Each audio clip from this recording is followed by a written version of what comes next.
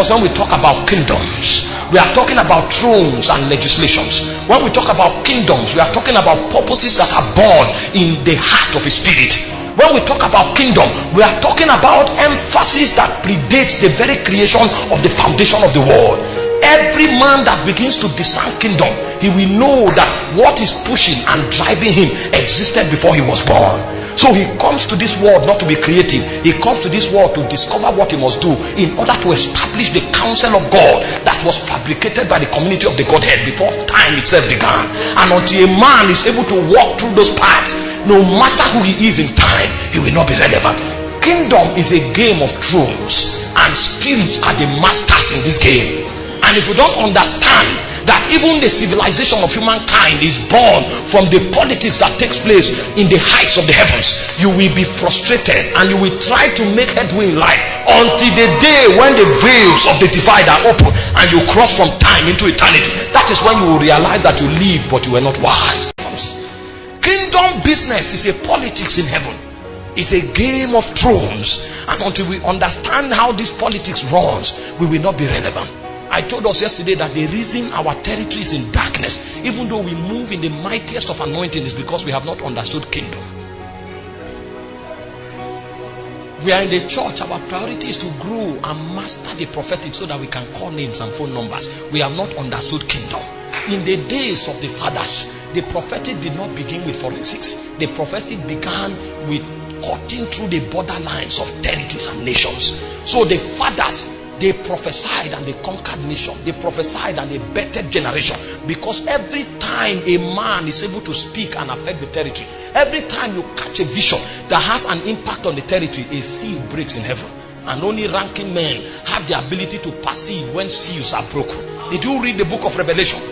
The guy will see a seal break and something happens on earth. The reason we cannot alter things within our territory is because our prophetic is within the ambience of anointing. We have no authority in the heights of Zion. There are no prophets that can dictate when seals are broken in heaven. We are doing healing. There is nothing wrong with it. But what happens to the territory? The lady, I can't say some things here. They will say he's a wicked man. It's better for a lady who contacts HIV to repent and go to heaven than to be healed and go back into the world and die. All we do is healing. See, let me show you the foundation of this politics from the scriptures. Open Ezekiel chapter 28 from verse 13. I want to show you the place of anointing and authority, so that you will see the futility of only walking by an anointing. You know, when you talk like this, some people think you are fighting the prophetic. Far be it from it. When you talk like this, some people feel you are fighting the healing move. Far be it from it.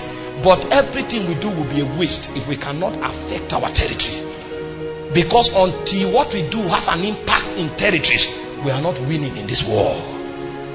Our generation can be lost. Because everybody around that we give all the word of knowledge to and all the healing to will be agents of darkness. Our church will be a conclave of people manipulated by different spirits. So our meeting will be a meeting point for agents of darkness. That is why people come to church now. That is where all the virgins are disflowered, because they join the choir. The guy who is the head usher is a puppet in the hand of an immoral spirit. Meanwhile, the man of God can't dictate that there's a principality manipulating the work of God. He's growing in number, but he's only assembling agents of darkness. The guy is the head of the choir, but he has slept with more than 5 of them. And those 5 he has slept with have also slept with 5 others. So it is in the church that he breeds agents of darkness. But he doesn't understand. So the same people that leave the church are the same people that are in the territory, and the territory is a portrait of Hades.